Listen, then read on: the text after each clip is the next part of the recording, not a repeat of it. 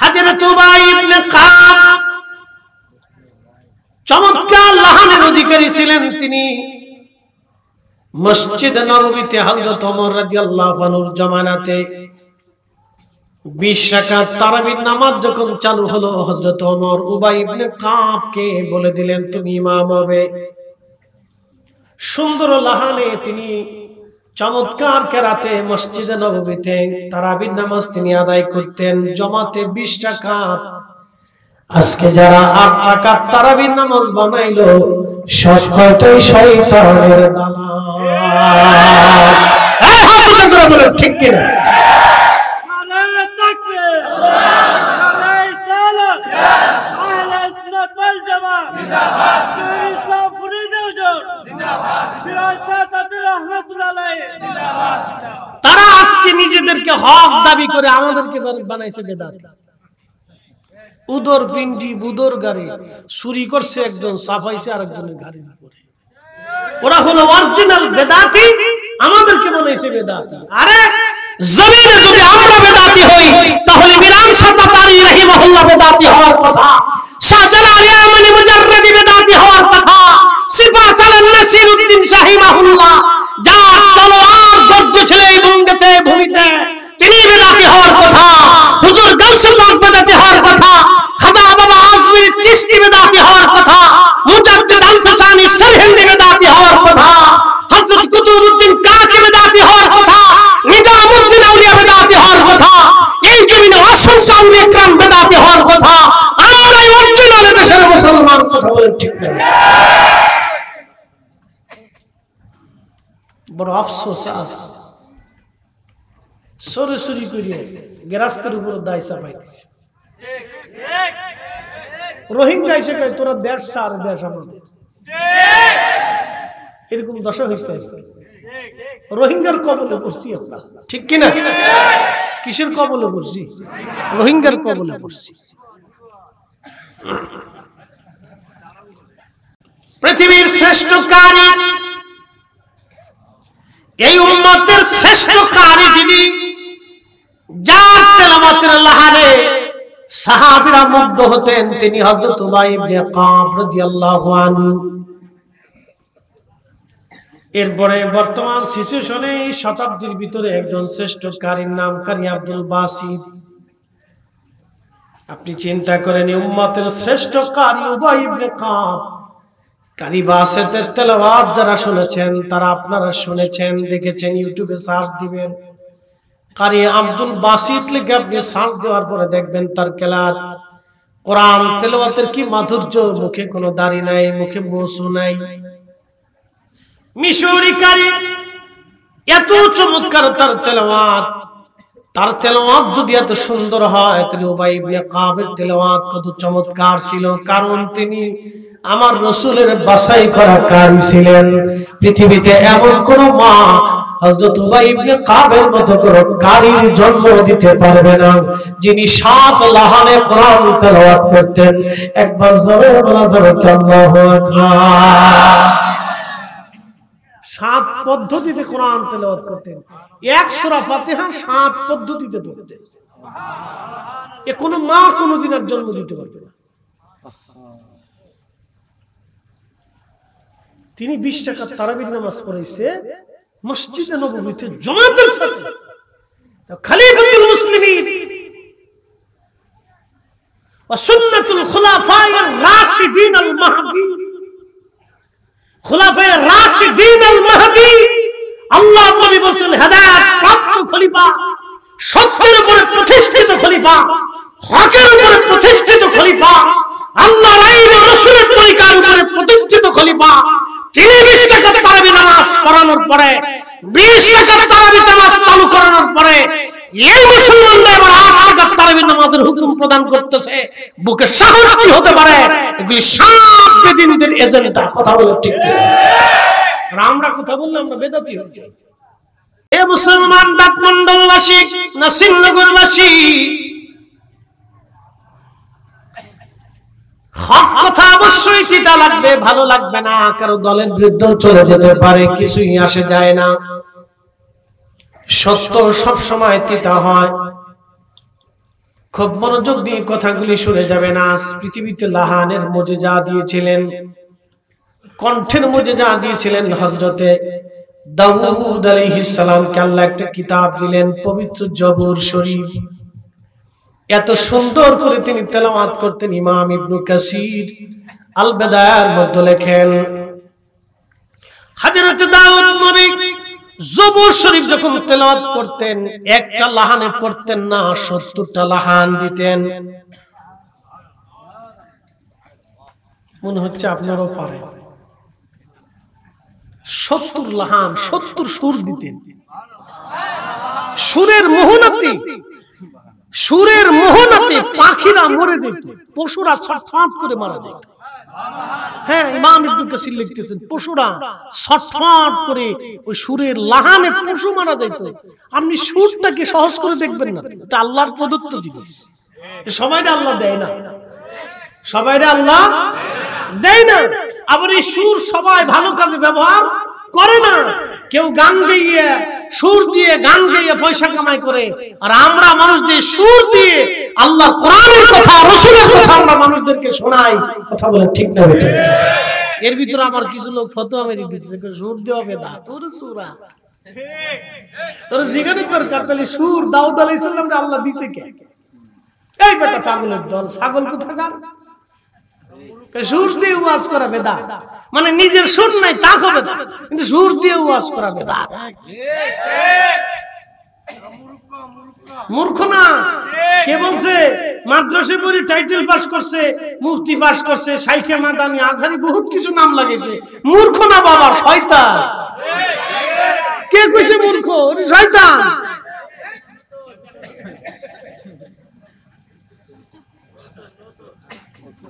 নতুন না, আদবহীন, আদবহীন, আদবহীন। সুরের মধ্যে যে আল্লাহ দিলেন দাউদ আলাইহিস সালামকে, একসাথে বলা যাবে আল্লাহু আকবার। এত সুর আল্লাহ দিলেন দাউদকে। হযরত দাউদ নবীকে আল্লাহ সুরের মধ্যে যা দিলেন, আল্লাহ পাক আরেকজন নবী পাঠাইলেন, তার নাম হযরত মুসা কালিমুল্লাহ। তিনি তুর পাহাড়ে আল্লাহর সঙ্গে কালাম করতেন। আল্লাহ রাব্বুল আলামিন তাকে মুজিজা দিয়েছেন, লাঠির মুজিজা। সেই লাঠির যেই কাঠ দিয়ে, গাছ দিয়ে লাঠি ছিল মুসা আলাইহিস সালামের, সেই লাঠি দিয়ে সৌদি আরবে তাসবিহ বানানো হয়। সেই গাছের কাঠ দিয়ে তাসবিহ বানানো হয়। হাজী সাহেবরা যে জিজ্ঞেস করবেন, হযরত মুসা নবী আলাইহিস সালাম যে গাছের লাঠি দিয়ে মুজিজা দেখাইতেন, ওই গাছের লাঠির, ওই গাছের তাসবিহ আপনি আমাকে দেন, 15 রিয়াল করে দাম, 20 রিয়াল। কাঠের তাসবিহ ওই লাঠি দিয়ে বানানো, যে লাঠি দিয়ে মুসা আলাইহিস সালাতু ওয়াস সালাম যে গাছ দিয়ে, লাঠি দিয়ে মুজিজা দেখাইতেন। আল্লাহ তাকে মুজিজা দিয়েছিলেন। তুর পাহাড়ে তিনি আল্লাহর সঙ্গে কালাম করতেন। আল্লাহ আরেকজন নবীকে কিতাব দিলেন, সে নবীর নাম ঈসা রুহুল্লাহ। তিনার মুজিজা ছিল, তিনি কোন কবরের পাশে দাঁড়ায় যদি বলতেন কুম বিইজনিল্লাহ, আল্লাহর হুকুমে জিন্দা হয়ে যাও, সাথে সাথে সাথে সাথে ওই মুর্দা 1000 বছরের কবর হলো, কবর থেকে জিন্দা হয়ে হযরত ঈসা রুহুল্লাহর সামনে দাঁড়ায় সালাম দিত, কথা বলতো। চিৎকার করে জোরে বলবেন আল্লাহু আকবার। অ্যাটেনশন। মুসা আলাইহিস সালাম ঈসা নবীর উম্মতের একদিন বলতেছে, নবী গো, আপনি দয়া করে ওই নূহ আলাইহিস সালামের বেটা হামের সাথে আমাদের একটু কথা বলাই দেন, যে নূহ নবীর মহাপ্লাবনে কি ঘটছিল আমরা তার কাছ থেকে একটু শুনতে চাই। তো ঈসা আলাইহিস সালাম তাদেরকে হাঁটায় নিতে নিতে নিতে নিতে বহুদূর একটা টিলার কাছে গেছে। টিলা, টিলা, টিলা বুঝছেন না আপনারা? ওই যে আপনারা এই শ্রীমঙ্গলে যাওয়ার সময় দেখবেন ছোট ছোট টিলা আছে, টিলা। হ্যাঁ, ওটা পাহাড় না, এটা কই টিলা। পাহাড় আরো বড়, এটা বিরাট বিরাট, যেটা এটা পাহাড় কয়, এটা কই টিলা। পাহাড়ের এই ছোট বাচ্চা কাচ্চা আর কি ধরে আর কি, পাহাড়ের বাচ্চা কাচ্চা, আদি সাদি ফুলা পায় কি টিলা কয়। এই টিলার কাছে নিয়ে যায় ঈসা আলাইহিস সালাম কয় তোমাদেরকে হামের বেটার কাছে নিয়ে আসছি। তিনার কবর এখানে, কিন্তু যে টিলা দেখতেছে এটা হলো পায়ের গুড়মুড়ি। আমাদের ফরিদপুরের ভাষায় কয় পায়ের নিচে টাকনু টাকনু। একসাথে কইবেন আল্লাহু আকবার। তাহলে বেটাটা কত বড় ছিল। এবার ঈসা আলাইহিস সালামের উম্মতের কয় সর্বনাশ নবী কোন কি? হ্যাঁ এর জিন্দা করব। হুজুর করে। হযরত আদম নবী ছিলেন 60 হাত। আদম আলাইহিস সালামের কয়েকজন পরপুরুষ। মাত্র 200 বছর পরে, 250 বছর পরে হযরত নূহ আলাইহিস সালামের জন্ম হলো। 100 বছর ধরে তিনি দাওয়াত, দুঃখিত 800 বছর ধরে তিনি দাওয়াত দিলেন। দাওয়াত তারা মানল না। তিনি হযরতে আদম সফিউল্লাহর পরে 2 পুরুষ পরের সন্তান। আদম নবী 60 হাত ছিলেন। হযরত নূহ আলাইহিস সালাম অন্তত না হলে 59 হাত ছিলেন। আদম নবী যদি 60 হাত হয়, নূহ আলাইহিস সালাম তিনি ছিলেন 59 হাত, মিনিমাম হবে 59 হাত। এবার বুঝেন নূহ নবী যদি 59 হয়, তো নূহ নবীর বেটা হাম না হলেও 58.5 হাত। কি কথা বলেন? আমি একটু পরিসংখ্যান দিতেছি, বড় হইতে পারে কম হইতে পারে, মিনিমাম পরিসংখ্যান।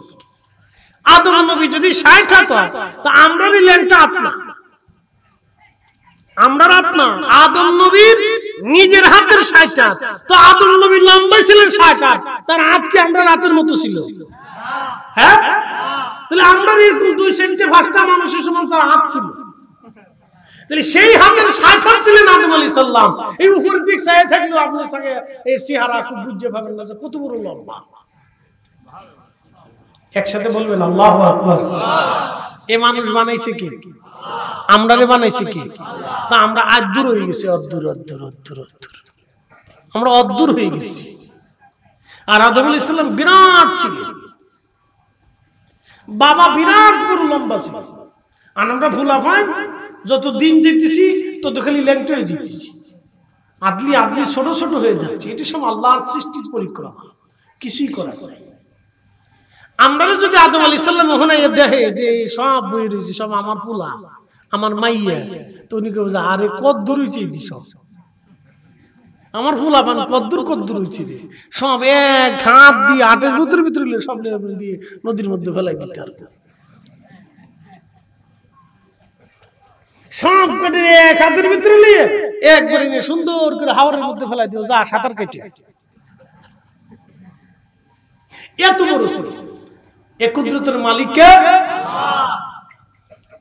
কিন্তু জান্নাতে গেলে সব লেভেল হয়ে যাবে। জান্নাতে আমরা কারো দাড়ি থাকবে না, কিন্তু একজনের দাড়ি থাকবে, তিনি আমাদের আব্বা জান আদম আলাইহিস সালাম। জান্নাতে দাদু আপনার নাম কি? আপনি কি সহসভাপতি? ও মুরব্বী, মাশাআল্লাহ, সবার মুরব্বী। তাহলে বোঝা গেল এলাকার মুরব্বী। বয়স কত? সর্বনাশ, সহন জিন্দা রয়েছে, আর বইও রয়েছে 85 বছর। আল্লাহ আরো সুস্থতার সাথে হায়াত দান করুক, সকলে আমিন। তো মনোযোগ দিন, যে হযরতে আদম সফিউল্লাহ আলাইহিস সালাতু ওয়াস সালাম, আল্লাহ রাব্বুল আলামিন এই কুদরতের মালিক। জান্নাতে সবার নাম যেমন ওনার খোরশেদ আলম, ওনার নাম খোরশেদ আলম, আমার নাম জহিরুল ইসলাম, জান্নাতে আমার নাম জহিরুল ইসলাম। হুজুরের নাম শরীফুল আজিজ, জান্নাতে শরীফুল আজিজ। সবার নামে নাম থাকবে, কিন্তু আদম নাম থাকতো না। তার একটা পরিচয় হবে জান্নাতে, আবু মুহাম্মদ, আমার নবীর পরিচয় হবে।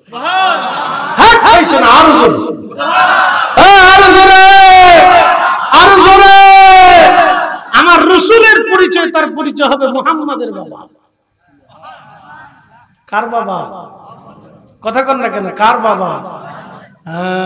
আমার রসুল। তিনি উম্মত ওখানে মসজিদে জুতা চুরি করে, নিজের মর্যাদা নিজে বুঝি না, এটা রসুলের দাম। হযরত আদম সফিউল্লাহ বেটা, 3 পুরুষ পরে হযরত নূহ নবীর 4 জন বেটা ছিলেন, হাম, সাম, ইয়াফেস, কেনান। হাম সাম ইয়াফেস কেনান, কেনান ডুবে মরে গেল। হাম সাম ইয়াফেস এই তিনজনের বংশধর তামাম পৃথিবীতে রয়ে গেল। বন্ধু, ইয়াফেসের বংশধরেরা আফ্রিকা, আপনি যদি দেখবেন আফ্রিকার কালো মানুষ এসব ইয়াফেসের বংশধর। ইয়াফেস যত আফ্রিকা দেখবেন শুধু কালো আর কালো, তাদের চেহারার দিকে তাকাইতে পারবেন না। এরা সবই ইয়াফেসের বংশধর। আর আরবেরা হামের বংশধর, আরাবিয়ানরা হামের বংশধর, আর আরাবিয়ানরা বাকি যা আছে সব সামের বংশধর। আমরা সবাই সামের বংশধর, আরবরা হামের বংশধর, আর আফ্রিকানরা ইয়াফেসের বংশধর। মনোযোগ দিয়ে শুনে যাবেন। হাজরাতে ঈসা রুহুল্লাহ কি উম্মতরা বলেন, হুজুর আপনি দয়া করে আমাদেরকে নিয়ে যান, আমাদেরকে নিয়ে যাবেন হামের কাছে, আমি তার সাথে কথা বলতে চাই। হামের কবরের পাশে দাঁড়ায়া হযরতে ঈসা রুহুল্লাহ ডাক দিলেন, হে নবীর বেটা হাম, কুম বিইজনিল্লাহ, তুমি আল্লাহর হুকুমে আমাদের সামনে জিন্দা হয়ে যাও। সাথে সাথে সাথে সাথে মাটি চুটি ভেঙ্গে বিরাট বড় টিলা হয়ে উঁচা হয়ে লম্বা চওড়া একজন মানুষ সবার সামনে দাঁড়ায় গেল।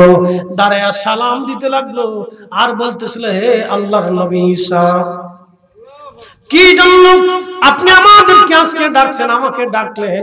হযরত নূহ আলাইহিস সালামের বেটাকে হযরত ঈসা নবী ডাক দিয়ে বললেন, আমার উম্মতেরা আপনার আব্বার মহাপ্লাবন সম্পর্কে জানতে চায়, সেই মহাপ্লাবন সম্পর্কে আপনি আমাদেরকে বলে দিয়ে যান।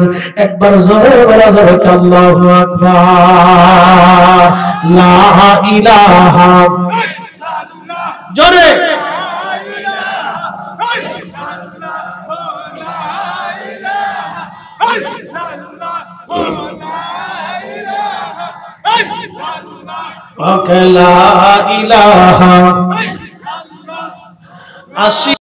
আল্লাহ ফেরাউন দিছে কত জানা। আল্লাহ বলেন ও জিবরাইল, আল্লাহ বলেন ও জিবরাইল, খুলো হে জান্নাতের তালা। লা ইলাহা, লা ইলাহা, হক লা ইলাহা, লা ইলাহা ইল্লাল্লাহু মুহাম্মাদুর রাসূলুল্লাহ সাল্লাল্লাহু আলাইহি ওয়াসাল্লাম। হযরত হাম চুলগুলি তার পেকে গেছে, দাড়িগুলি তার সাদা হয়ে গেল।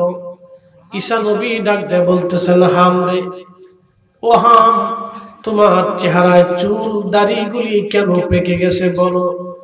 তোমার ইন্তেকালের আগে কি চুল দাড়ি পাকছিল, না কোন কারণে চুল দাড়ি পাকলো বলো? হাম ডাক দিয়ে বলতেছে, আল্লাহর নবী গো, আমার ইন্তেকালের আগে কোনো চুল দাড়ি আমার পাকে নাই, সব চুল দাড়িগুলি আমার কাঁচা কাঁচা ছিল। কিন্তু আপনি যখন আমাকে ডাক দিলেন কুম বিইজনিল্লাহ বলে, আমি ভাবছিলাম আমার রব, আমার আল্লাহ আমারে জিন্দা বানাইতেছেন, হাসরের ময়দান বুঝি কায়েম হয়ে গেছে। আমি হাম চিন্তায় পড়ে গেলাম, হাসরের ময়দান কায়েম হয়ে গেল। এই কঠিন চিন্তায় আমি হামের চুল দাড়িগুলি সঙ্গে সঙ্গে সাদা হয়ে গেল। সেই হাসরের দিন কত কঠিন হবে, কত ভয়াবহ হবে। এ দাঁত মন্ডলের মুসলমান খুব মনোযোগ দিয়ে শুনে যাবেন। আল্লাহর কোরআন বলতেছে, তা'রুজুল মালাইকাতু ওয়ার রূহু ইলাইহি ফি ইয়াউমিন কানা মিকদারুহু 50,000 সানা। আমার রব বলতেছে, দুনিয়ার 50,000 বছর এক জায়গা করলে যত বড় হবে, হাসরের একটা দিন হবে তত বড়। আমি রব যেই দিন বিচারের কাঠগড়ায় ফেরেশতারা এবং রূহগুলি আমি আল্লাহর দরবারের দিকে দৌড়াইতে থাকবে, সেই দিনটা কত বড় হবে জানোনি? 50,000 সানা, 50,000 বছরের সমান হবে। সেই দিনের একদিন দুনিয়ার 50,000 বছরের সমান হয়ে দাঁড়াবে। 1 মিনিট করে 60 সেকেন্ডে হয় 1 মিনিট, 1 সেকেন্ড করে 60 সেকেন্ডে হয় 1 মিনিট, আর 1 মিনিট করে 60 মিনিটে 1 ঘন্টা, 1 ঘন্টা করে 24 ঘন্টায় দিন ও রাত। এই 24 ঘন্টার দিন ও রাতে 365 দিনে একটা বছর হয়। 365 দিনের 1 বছর করে হিসাব করলে 50,000 বছরে যত বিরাট হয়, হাসরের একটা দিন হবে তত বিরাট। নূহ আলাইহিস সালামের বেটা হাম ডাক ডাকা ঈসা নবী গো, কিয়ামতের কঠিন চিন্তায় আমি হামের চুল দাড়ি গুলি আর সাদা হয়ে গেছে। আমি কিয়ামতের ময়দানে আল্লাহর সামনে কোন মুখ নিয়ে চেহারা নিয়ে দাঁড়াবো, এই ভয়ে আমার চুল দাড়ি গুলি আজকে সাদা হয়ে গেছে। জোরে বলা যাবে কি সুবহানাল্লাহ। জিন্দেগি তো যাইরে ফাঁকি দিয়া রে সোনার জিন্দেগি তো যায় ফাঁকি দিয়া। ও আদামুরি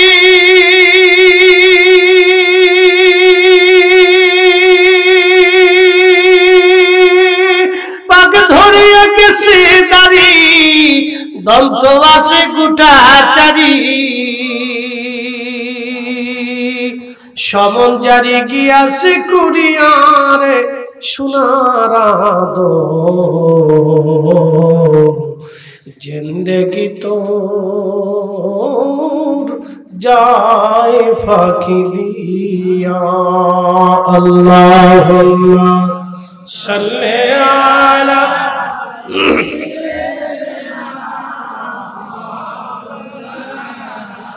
মুহাম্মাদ ওয়া আলা আলি সাইয়্যিদিনা।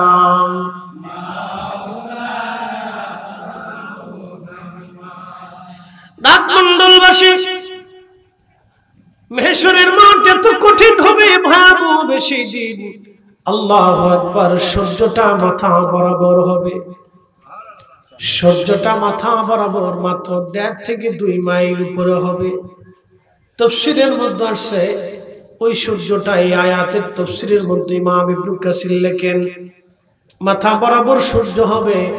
বর্তমান পৃথিবীতে যে সূর্যটা আছে এর উত্তপ্ততা, এর কঠিনতা হলো 200 কোটি ডিগ্রি সেলসিয়াস তাপমাত্রা। এই 200 কোটি সেলসিয়াস তাপমাত্রা একটা লোহা গলে গলে পানির মতো হয়। বিভিন্ন যন্ত্রপাতি বানানো হয়। এই মাউথটা বানানো হয়েছে লোহা গলাইয়া। এই মাউথের কভারটা বানানো হলো লোহা ধাতব পদার্থকে গলাইয়া। মাত্র 13,000 ডিগ্রি সেলসিয়াসে এই লোহাটা গলে আজকে এই আকার করে তৈরি করে আপনার সামনে নিয়ে আসা হলো। আর সূর্যের তাপমাত্রা 200 কোটি ডিগ্রি সেলসিয়াস। ওই সূর্যটা যদি আল্লাহ একটু নিচে তুলে দেয়, তামাম পৃথিবী পুড়ে পুড়ে সারকার হয়ে যাবে। পৃথিবীর কোনো অস্তিত্ব সৃষ্টিতে থাকবে না। ওই সূর্য যদি উপরের দিকে নিয়ে যায়, ঠান্ডা পড়ে তামাম পৃথিবী একেবারে ঠান্ডা বরফে জমে জমে সব জমে যাবে। পৃথিবীর কোনো অস্তিত্ব থাকবে না। সূর্যটাকে প্রত্যেক দিন নির্দিষ্ট টাইমে যিনি ধরে রাখেন, একসাথে বলবেন সেই মালিকের নাম কি? না না হয় না, আরো জোরে বলেন কে? সেই মালিক যদি আল্লাহ হয়, তাহলে আজকে স্বীকার করে যাবেন সেজদাটা ওই মালিকের জন্য প্রয়োজন আছে না নাই? তাহলে আজকে থেকে নিয়ত করে যাব রব্বুল আলামিন আর কোনদিন সেজদা কাজা করব না, কোনদিন নামাজ কাজা করব না, কোনদিন নামাজ কাজা করব না, কোনদিন নামাজ কাজা করব না।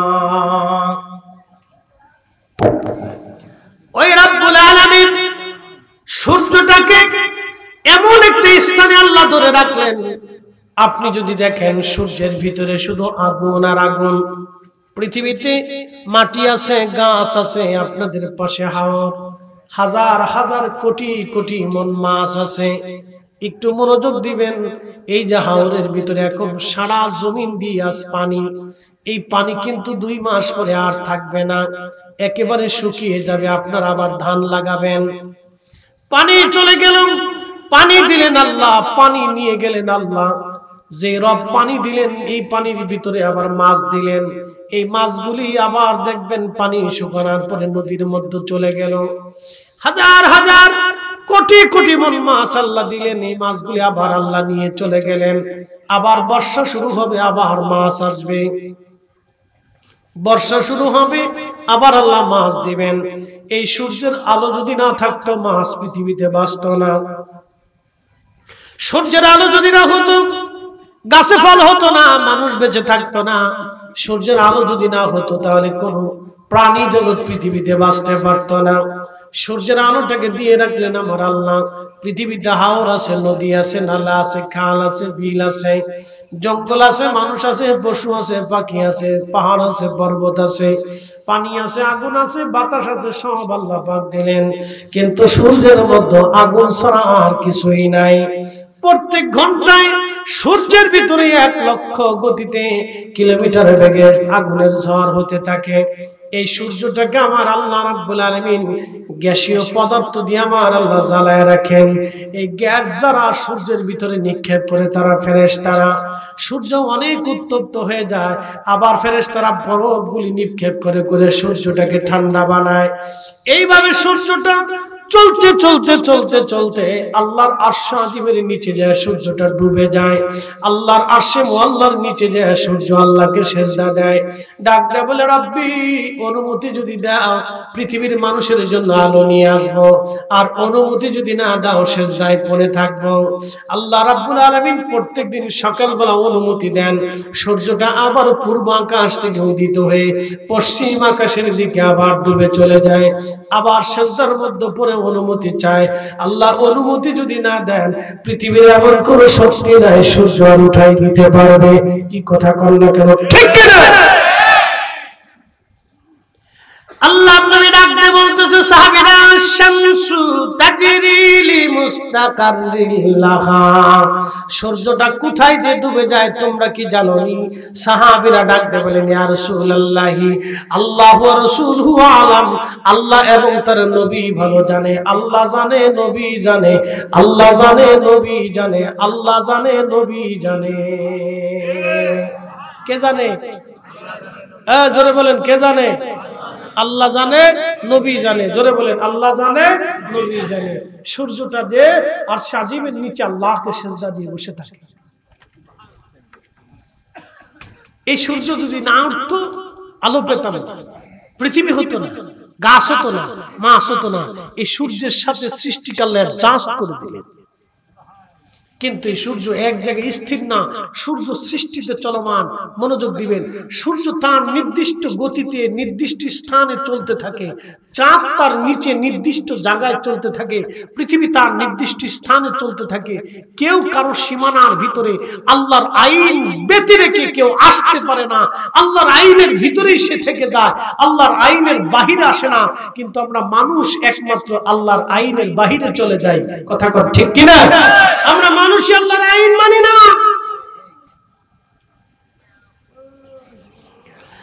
আশ-শামসু ওয়াল কমারু বিহুসবানিন ওয়ান নাজমু ওয়াশ-শাজারু ইয়াসজুদান।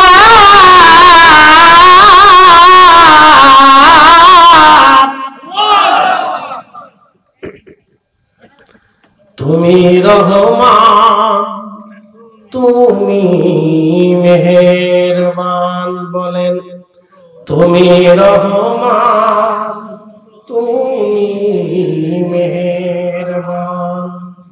অন্ধ গাহে না শুধু তোমারি গুণগান, অন্ধ গাহে না শুধু তোমারি গুণগান।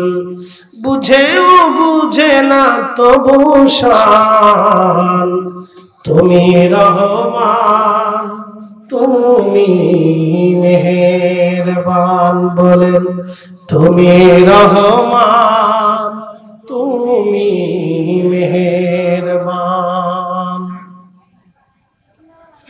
খুব মনোযোগ দিবেন। এই সূর্যটা তার নির্দিষ্ট কক্ষপথে পরিচালিত হয়। সূর্য কখনো আল্লাহর আইনের বাহিরে যায় না। একমাত্র আমরা মানব জাতি আল্লাহর আইনের বাহিরে চলে যাই। আমরা আল্লাহর আইনগুলি ফলো করি না। আমরা হালালে হারামে আল্লাহর আইনে বিধানে নিজের জীবন চালাই না। খুব মনোযোগ দিবেন দাঁতমণ্ডলবাসী। এই সূর্যটা কিয়ামতের পূর্ব সময়ে আল্লাহর আরশে মহল্লার নিচে যায় সেজদার মধ্যে পড়ে থাকবে। যখন এই সূর্য আল্লাহর আইনে আল্লাহর আরশে মহল্লার নিচে সেজদার মধ্যে পড়ে যায়, সূর্যটা বলবে ইয়া রব, অনুমতি যদি দেন আবার আলো নিয়ে যাব। অনুমতি যদি না দেন আলো নিয়ে আর ফিরে যাব না। আমি সূর্য আপনার কদমে তাসবিহ পড়তে থাকবো। সুবহানা রাব্বিয়াল আলা। সূর্যটা আল্লাহর তাসবিহ পড়তে থাকে। তাসবিহ পড়ার পরে আল্লাহ রাব্বুল আলামিন কিয়ামতের আগে অনুমতি দেবে না, দেবে না, দেবে না, দেবে না। এরকম দীর্ঘদিন পার হয়ে যাবে। কোন কোন বর্ণনায় 6 মাস হয়ে যাবে। পৃথিবীতে সূর্যের আলো আর ফিরে আসবে না। সারা পৃথিবী অন্ধকারে নিমজ্জিত হয়ে যাবে, হাহাকার করে যাবে, খুন খারাপি বেড়ে যাবে।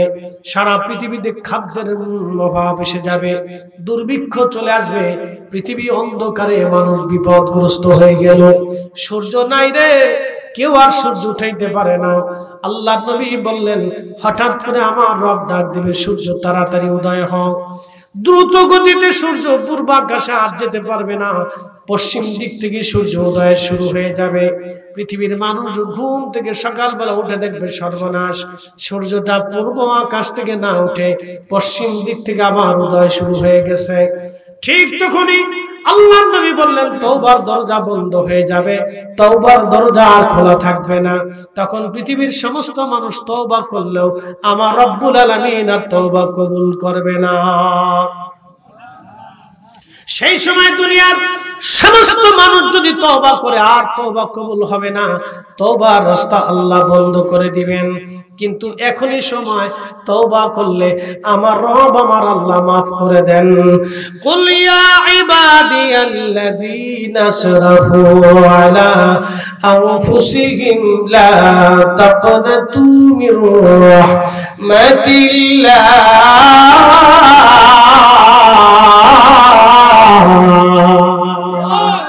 তওবা করো না রে মন, তওবা করো না।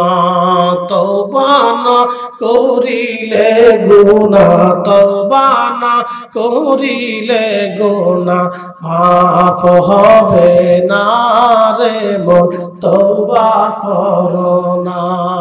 নসুহা তওবা করিল, জঙ্গলেতে চলে গেল, আল্লাহর পিয়ারা হইল, ভেবে দেখো না রে মন, তওবা করো না রে মন, তওবা করো না।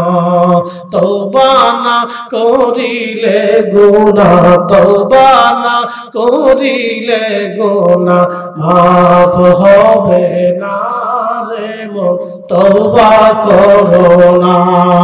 একসাথে ধরে বলবেন কি মারহাবা। আমার দিকে দেখেন, গুনাহ আসেনি সবার না? গুনাহ মাফ ছাড়া এখানে কেউ আছে? তো গুনাহ যদি মাফ ছাড়া থাকে তো চলে যান। আর যার গুনাহ আছে সে বসে থাকে, যার গুনাহ নাই সে চলে যায়। আর যার গুনাহ আছে সে বসে। কারণ আমাদের সবার গুনাহ আছে, শ্রোতা বক্তা কেউ গুনাহ ছাড়া মুক্ত নেই। কারো যদি গুনাহ না থাকে তো চলে যান, অসুবিধা নেই। আপনি মাসুম, আপনার রুয়াজের দরকার নাই, মাহফিলের দরকার নেই, দুয়ারও দরকার নেই। আপনি খিচুড়ি খেয়ে চলে যায়, দাওয়াত দিয়ে দিলাম, আপনি তাবারক খেয়ে এরপরে চলে যায়। আপনার দোয়া করা লাগবে না, দোয়ার পরে এসে তাবারক নিয়ে চলে যায়। কারণ আপনার তো গুনাহ নাই, বিরাট বড় মাসুম আপনি, আপনার তো মাহফিলের প্রয়োজন নাই, বসারও দরকার নেই। খালি আইবেন যাইবেন, লটপটি কিনবেন, আবার চলে যাবেন, শেষ। আর যদি গুনাহ থাকে তাহলে বসতে হবে, না বসলে দিন বুঝবেন না। সূর্য কখনো দিতে হবে কেউ জানেন না। পশ্চিম আকাশ থেকে একবার যদি উঠে তাহলে তওবার রাস্তা বন্ধ হবে, মাথা কেটে মরলেও তওবা হবে না। এজন্য আল্লাহ রাসূল বলেছেন, উম্মত প্রত্যেকদিন ঘুমানোর আগে একবার করে তওবা করে ঘুমাও। প্রত্যেকদিন আমি রাসূল 70 বার ইস্তিগফার করি। নবীর জীবনে কোনো গুনাহ ছিল না, নবী মাসুম ছিলেন, বেগুনাহ ছিলেন, আইব মুক্ত ছিলেন, ত্রুটি মুক্ত ছিলেন, তারপরে আল্লাহর নবী ইস্তিগফার করতেন। আর আপনি রাসূলের উম্মত হয়ে তওবা করতে চান না। আর আমরা দেশে মুনাজাতি বন্ধ হয়ে গেছে। কষ্ট হচ্ছে আপনাদের? এখন এরপরে যদি একটা লোক মাহফিল থেকে উঠেন তাহলে অপমান করে ল্যাংটা করে ছেড়ে দেবো। কিন্তু একটা লোক যদি মাহফিলের ভিতর থেকে এখন উঠেন তাহলে ল্যাংটা করে ছাড়বো। কিন্তু আমি যদি উঠেন তাহলে মাহফিলে আসবেন না, আগে চলে যাবেন। বগিজুগি করার জন্য এখানে মাহফিল দেওয়া হয় না। আমরা ঢাকার থেকে 4-5 ঘন্টা গাড়ি চালিয়ে এখানে আসছি কথা শোনানোর জন্য। আপনি বইবেন মন চুক্তি উঠে চলে যাবেন, এগুলি চলবে না। এটা ক্লাসরুম, এখান থেকে ওয়াজ শুনে তারপরে যেতে হবে, না হলে আগে থেকে চলে যাবে। আর ভিতরে ঢুকতে দেবো না, তারপর কোনো সময় আসতে পারবেন না। পরে এসে টুপলা ধরবেন তা পারবেন না। কি কথা বল না কেন? টুপলা তো আমরা তাবারক মেহমানদেরই তৈরি করছি, যারা মাহফিল শুনবে তারা আল্লাহর মেহমান। এর ভিতরে যারা বসবে তারা কার মেহমান? জোরে বলেন কার? তারা কি আমার মেহমান? তারা সবাই আল্লাহর মেহমান। তা আল্লাহর মেহমান যারা হবে তারা মেহমান তো আল্লাহর মেহমান তো বিয়াদবি করতে পারে না। আল্লাহর মেহমান আল্লাহর মেহমানের মতো বসে থাকতো।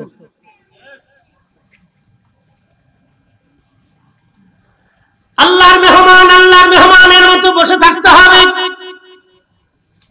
লড়াচড়া করা যাবে না, কথা বলা যাবে না, উঠা যাবে না, লড়া যাবে না। কারণ বহু মানুষ উঠে চলে গেছে আর কোনোদিন মাহফিলে ফিরে আসে নাই। বহু মানুষ কবরে চলে গেছে আর কোনোদিন দুনিয়াতে আসে নাই। বহু মানুষ মাটির নিচে চলে গেছে। এখানে আমার দাদুজির বয়স আছেন 85 বছর, ওনার থেকে বয়স বেশি কারো আছে? আর 86, 90, 100 বছর কারো আছে? 100 বছরের কেউ নাই। এর মানে কি 100 বছর আগে দাঁত মন্ডলে যারা ছিলেন আজকে সবাই মাটির নিচে চলে গেছে। 100 বছর পরে আমরাও মাটির নিচে চলে যাব, পৃথিবী থেকে অস্তিত্বহীন হয়ে যাব। একদিন মাটির ভিতরে হবে ঘরে মন আমার, কেন বান্ধ দালান ঘর? মন আমার কেন বান্ধ দালান ঘর? যেই মানুষগুলি দাঁত মন্ডলে মাটির নিচে চলে গেল সে মানুষদেরকে কবরের পাশে যায় জিজ্ঞেস করেন, আব্দুল করিম কবরের মধ্যে আপনি কেমন আছেন? করিম একটাই জবাব দিবে, ভাইরে তোমরা দুনিয়াতে আসো, আমরা আল্লাহর ডাকে চলে আসছি, আল্লাহর দরবারে চলে আসছি।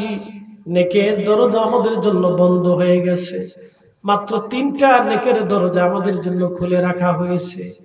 একটা দরজা সদকায়ে জারিয়া, দুনিয়া থেকে আমরা প্রবাহিত সওয়াবের জন্য কিছু করি নাই, সমাজের রাস্তাঘাটের জন্য কিছু করি নাই, মসজিদে টিউবওয়েল গেড়ে দেই নাই, মসজিদে জানালা কেটে দেই নাই, মসজিদের সুন্দর ফ্যান বানায় দিয়ে আসি নাই, মসজিদ বানায় না রেখে আমরা চলে আসছি, যার কারণে আমাদের দরজা বন্ধ হয়ে গেছে। 2 নম্বর, এলেমের খেদমত আমরা আলেম বানাই নাই, আলেমদের মজলিসে আমরা বসি নাই, আলেমদের সাথে আমরা বন্ধুত্ব করি নাই, নিজের সন্তানদেরকে আলেম বানাই নাই, কোরআন শিক্ষা দেই নাই, কোরআন শেখানোর জন্য মাদ্রাসা প্রতিষ্ঠিত করি নাই। আমরা ওইভাবে দুনিয়া থেকে চলে আসছি, দরজা বন্ধ হয়ে গেছে।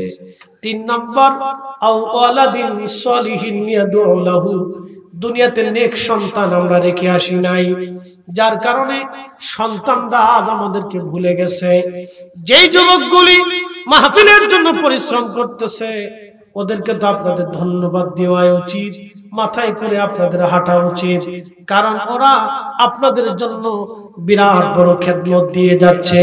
এই ছেলেগুলি যদি পরিশ্রম না করতো আজকের মাহফিল এখানে হতো না, অসম্ভব ছিল। ওরা আওয়ালাদিন সালিহিন ইয়াদউ লাহু, নেক সন্তানের কাজ ওরা করে যাচ্ছে। ওরা আজকে মাহফিল দেওয়ার কারণে আজকে এই মাহফিলে দোয়া হবে। দোয়ার সময় এই এলাকার সমস্ত কবরের উপরে রূহগুলি উঠে আনন্দ করতে থাকে। আজকে দেখবেন বাচ্চারা আনন্দ করে, দৌড়াদৌড়ি করে। আল্লাহ রাসূল বললেন, আমার উম্মত কবরের উপরে রূহগুলি এসে কান্না করে। ওই রূহগুলি তারা দেখতে পায় মাহফিলে কে গেছে, কারণ তাদের চোখে আর কোনো পর্দা নাই। আমরা যেই জগতে বাস করি এই জগতে আমাদের চোখের পর্দা আছে। আমরা সামিয়ানার কারণে আকাশ দেখতে পারি না, মাটির কারণে নিচে কি হয় আমরা দেখতে পারি না, দুই পাশে সামিয়ানার কারণে চারপাশে কি আছে আমরা দেখতে পারি না। আমাদের চোখের পাতা বন্ধ হইলে আর আমরা দেখতে পারি না। এই প্রিয় উপস্থিতি, আমার কথা বুঝে যাবেন আল্লাহ কত বড় শক্তিমান, শুধু চোখের পাতা থেকে বুঝে যাবেন। পাতা বন্ধ হলে যদি চোখে না দেখা যায় তাহলে বুঝতে হবে যে কোনো সময় আল্লাহ অন্ধ বানাইতে পারে। নিঃশ্বাস একটু বন্ধ করে দেখবেন, 2 মিনিট আপনি নিঃশ্বাস বন্ধ করে দেখবেন যে 2 মিনিট আপনি পারেন কিনা। যদি না পারেন তাহলে বুঝতে হবে পারবেনই তো না। যদি না পারেন তাহলে বুঝতে হবে নিঃশ্বাস ছেড়ে দিলে ভিতরে ঢুকতে আল্লাহ যদি না দেয় তাহলে পৃথিবীতে থাকার সুযোগ নাই। আমরা আল্লাহর ক্ষমতার কাছে অসহায়, একমাত্র আল্লাহ আমাদের সহায়। কথা বলেন ঠিক না বেঠিক? তাহলে হাত উঁচা করে বলেন সেজদা হবে কার? আল্লাহ। জোরে বলেন নামাজ হবে কার? আল্লাহ। জিকির হবে কার? তাহলে আজকে থেকে নিয়ত করে দেব রাব্বি নামাজ আমরা ছাড়ব না। ঠিক কি না? আপনি যে হালতে থাকেন, প্যান্ট পরেন, শার্ট গায়ে দেন, অসুবিধা নেই, নামাজে যান। খালি ফরিদি সাহেবের মতো জুব্বা গায়ে দিয়ে রাস্তায় হাঁটলে মুসলমান হওয়া যায় না। আমার দেশের বহু মুসলমান আছে দাড়িওয়ালা, টুপিওয়ালা, সুদ খায়, ঘুষ খায়। এ মুসলমানের নাম, এর নামে মুসলমান, ও কাজে মুসলমান না। ও সারা জীবন সেজদা হবে কিন্তু নামাজ হবে না। ও সারা জীবন জিকির করবে কিন্তু কবুল হবে না। বলে হুজুর কারণ কি? প্রশ্ন করি। আজকে আমার ওয়াজ নসিহত শুনে আপনারা চিন্তা করলেন আজকে মসজিদে যে খুব ঢক মতো সারা রাত নামাজ পড়ে, তো সারা রাত একবারে জুব্বা জাব্বি গাই দিয়ে, পাগড়ি টাগড়ি বাইন্ধে দিয়ে, আতর গোলাপ লাগাইয়া খুব সুন্দর জায় নামাজ বিছে মসজিদে দাঁড়ায় গেলেন, সারা রাত্র নামাজ পড়ছেন কিন্তু ওযু নাই। নামাজ হবে? সারা রাত নামাজ পড়ছেন, ওযু নাই, নামাজ হবে?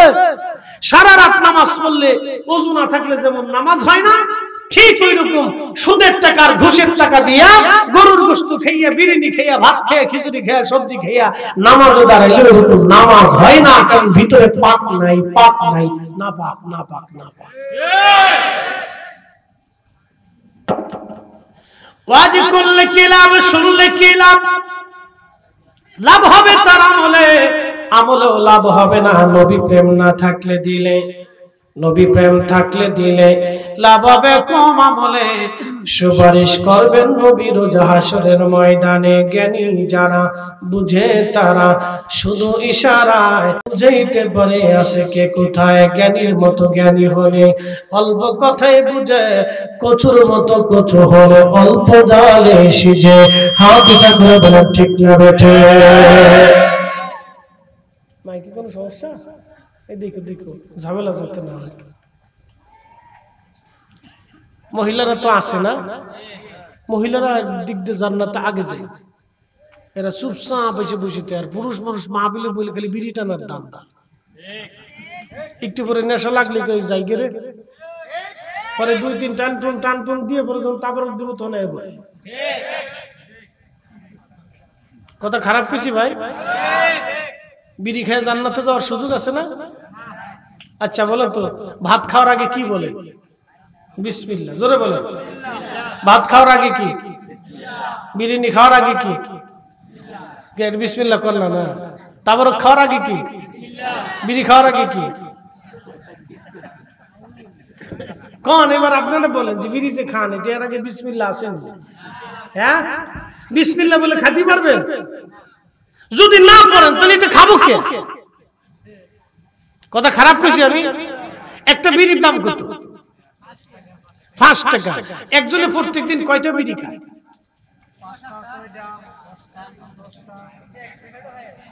এক প্যাকেটে কয়টা থাকে? 1 প্যাকেটে 20টা। আমি হিসাব করলাম 1 প্যাকেটই খাইলো। আমি এক মুরব্বির জিগে বিড়ি কয়টা খান? হুজুর 60টা খাই। মানুষ না জিনকে যা কোন আমার খাইতেই হবে, খা। যদি খাইয়ে বেহেশত পান তো চেষ্টা করে দেখে না কি করবে। 60টি বিড়ি খা। আচ্ছা বাদ দিলাম ওনার কথা, এরকম জিন আছে দেশে খালি খাইতেই থাকে। আচ্ছা একজন যদি 20টা বিড়ি খায়, 5টা 20টা ধরলাম না, 10টা বিড়ি খায় প্রত্যেকদিন, তো 5 টাকা করে গেলে 50 টাকা, মাসে কত গেল? 1500 টাকা। প্রত্যেক দিনই যদি 50 টাকার বিড়ি চলে যায়, মাসে কত গেল? এই 1500 টাকা কি তাকে জান্নাতের দিকে নিয়ে যায়? তার আখিরাত ক্ষতি, নিজের দেহ ক্ষতি, বুঝে না। জাহান্নামের জন্য সে 1500 টাকা ব্যয় করছে। কিন্তু এরে যদি বলেন যে হুজুর ইমাম সাহেব, ভাইজান ইমাম সাহেবের বেতন বাবদ 100 টাকা মাসে দিন, সে দেয় না। ঘুরাইতে ঘুরাইতে ঘুরাইতে ঘুরাইতে 6 মাস ঠেলতে ঠেলতে রমজান মাসে ঈদের আগের দিন দিয়ে কয় না বাজার সাথে করে বলছি টাকা পয়সা নাই, নিলি না নালি যান। আবার স্বপ্নে ঘুমায় শোয়ার আগে স্বপ্ন দেখে মরে গেলে 80টা হুর নিয়ে জান্নাতে খুব ঘোরাফেরা করবো।